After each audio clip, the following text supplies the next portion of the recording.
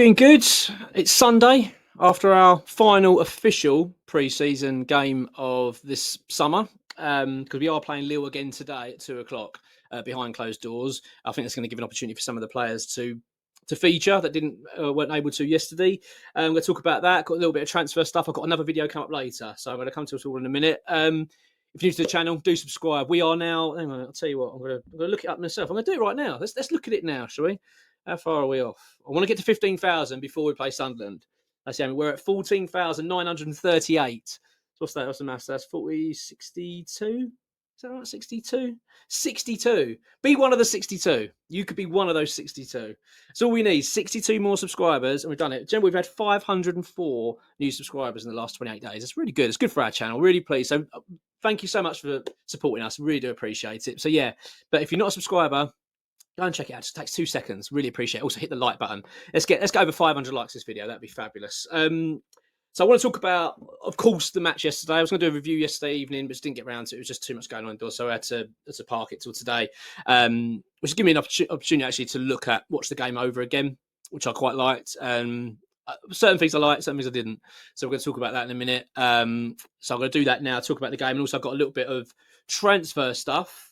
But I'm going to do another video, which will be out later this afternoon, probably sort of early evening, which will be more about transfer stuff, because I want to sort of talk about the game more in this. But there's a couple of things we do need to talk about, mainly about Mateus Fernandes, but we'll come to that in a minute.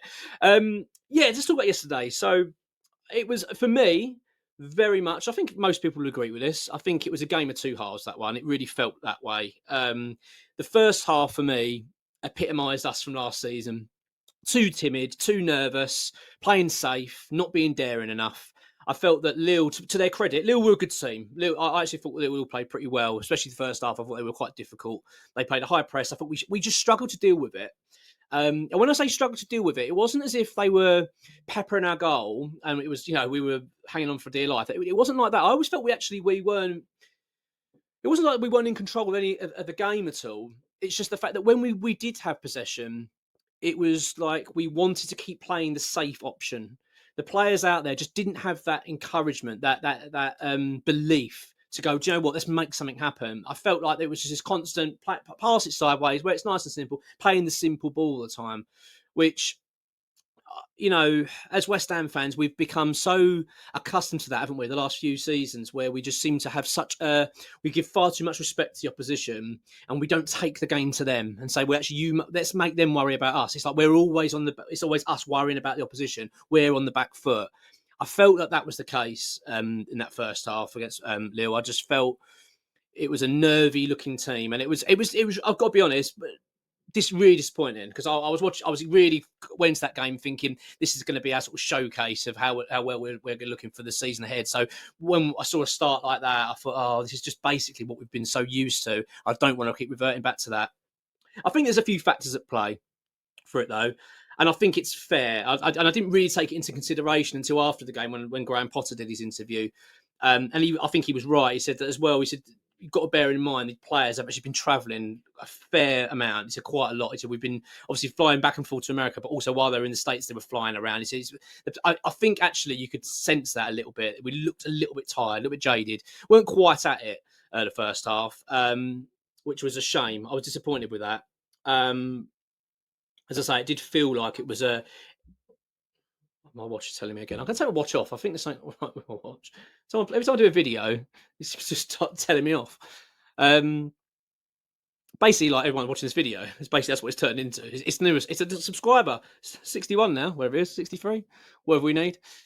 Right.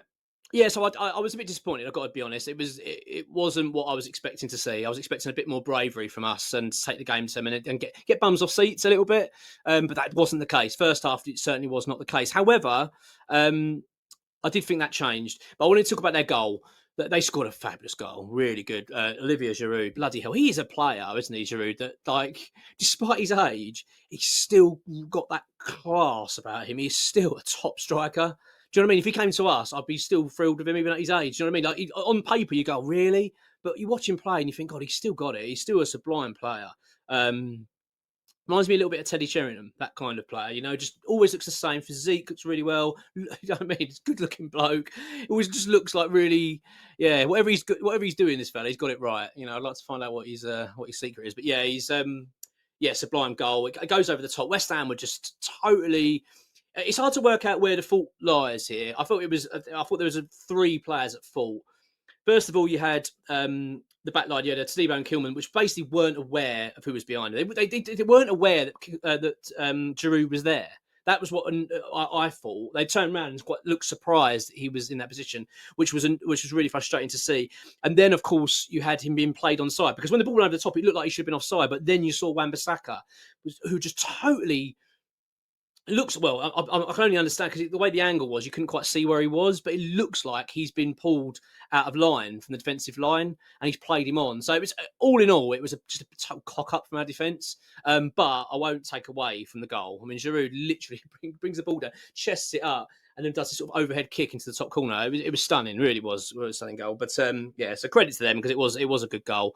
But I will say though, despite us being, as I say, not very much at it in the first half, and that kind of drab performance, that was pretty much their only real chance. It wasn't as if they were, as I say, chance after chance, and we were sort of hanging on. It didn't feel like that. I didn't think Areola had a lot to do, but they didn't have a lot to do with it either. It was a bit of a boring first half, really.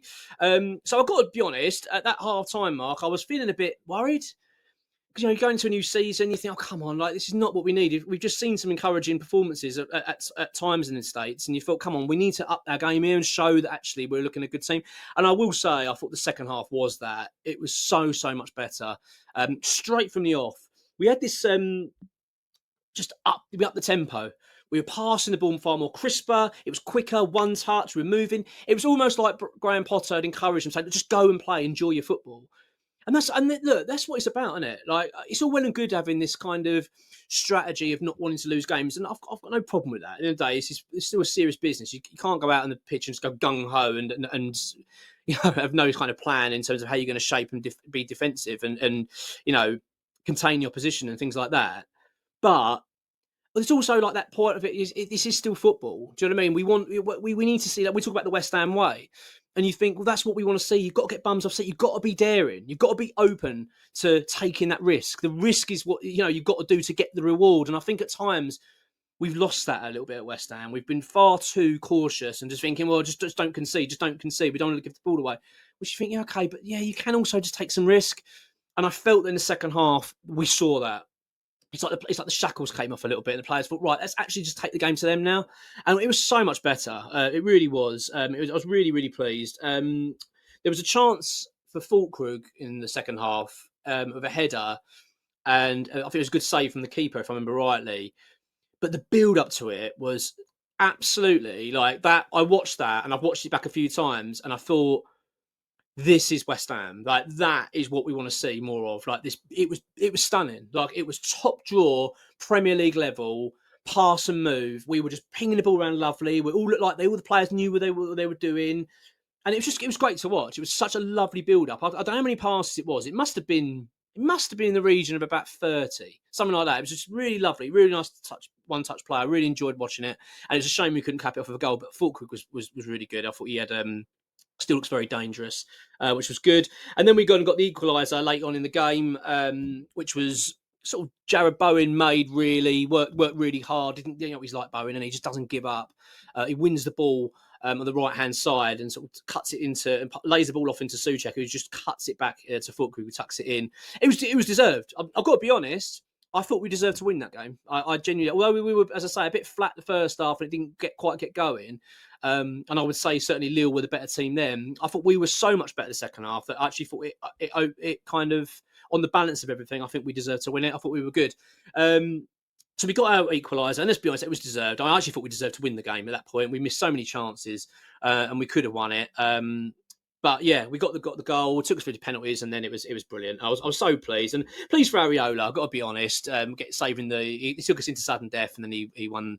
He got this saved us, which got us the victory. Which was, you know, it's a pre-season friendly. I'm not that fussed about that side of it, but just nice to win a game, and good for him. Really good for Areola. So as much as I criticise him in terms of I don't think he's good enough, and I still stand by that.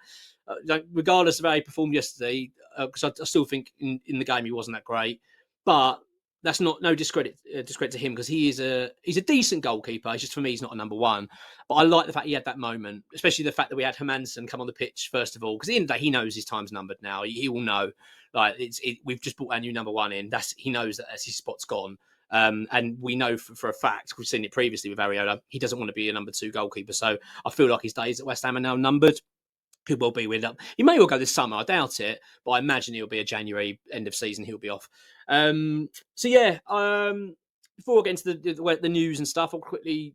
I feel like we've got to summarise pre-season a little bit. I know we've still got another game today against Lille, but I feel like officially now it's done, and we're now focusing on the Premier League. And people have asked, how are you feeling? You feel encouraged by pre-season? I am, actually. I've been really encouraged by our pre-season. Don't get me wrong, there's work to be done with this team. It's not the finished article at all. You can see that there is work to be done. Yesterday was very evident of that. Midfield especially is still not right, and we know the reasons why. I'll come to that in a sec, but I think that overall, if you look at last season's pre-season and look at it this season, I don't think many can argue that this season feels a lot better in so many respects. Not just the way that we're playing. I think we're playing a lot better. We look like the team look like they know what they're doing. We look like, I mean, don't get me wrong, as I say, there's tweaking to be done. Where there is certain areas of our game that aren't right yet, but we're getting better.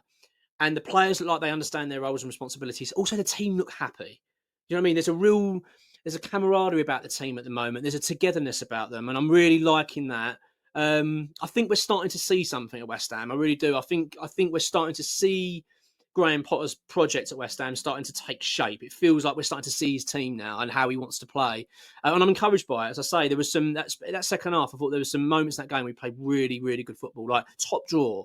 I think it gave me a lot of encouragement. So overall, compared to how I felt a year ago, coming into the new season, is chalk and cheese. I feel far more encouraged. I'm not predicting a top four sort of onslaught this season for West Ham at all, but I don't think it's going to be as bad as people have suggested. We're going to be in a relegation battle all season. I just don't see it. I see a pretty solid, decent team there that's got a lot of room for improvement as well, which I think is going to be quite encouraging. I think Hermansen's going to make a big difference to us as well.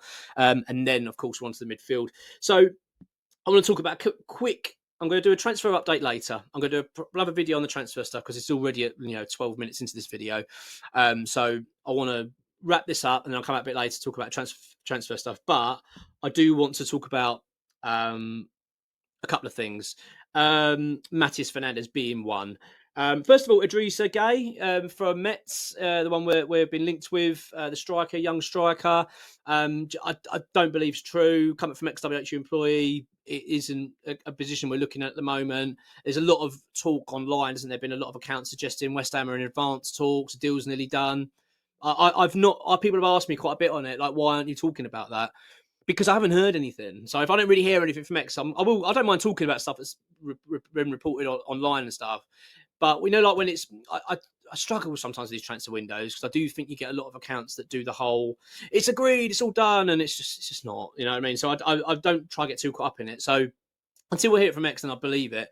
But in regards to Idrissa Gueye of Metz, then I don't believe anything's happening there at the moment. So it might be wrong, might be different. But as far as I understand from X, it's not anywhere near like that in terms of deals being agreed and stuff like that.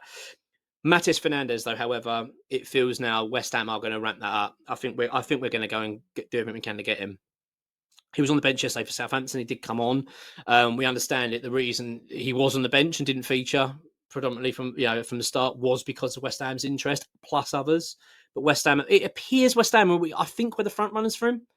I'm getting the feeling of that. I watched the Southampton game yesterday, and even Sky Sports commentated on it, which I know doesn't really mean a lot, but they even said West Ham. They said, "Oh yeah, Mateus Fernandes." Well, we hear West Ham are on the knocking at the door to sign him. So it's almost like the football world are kind of talking about it now that West Ham and Mateus Fernandes is likely. So we understand that West Ham are going to make a bid for him, and it could well even be today or maybe Monday, tomorrow. But I think we're going to make a firm offer to sign him. I think it'd be a great move for him, and I think he'd be a great fit at West Ham, to be honest. I really like him. So let's see how that one pans out. But that's where we are at the moment with him. I just wanted to mention that. As I say, I'm going to come back later on, get a bit more information, a couple of bits to talk about, including Lucas Paqueta, which is interesting. But yeah, look, all in all, I'm a happy hammer today. I'm feeling quite encouraged about West Ham. I don't think it's all doom and gloom. I know that that's been the cloud hanging over the club for quite some time.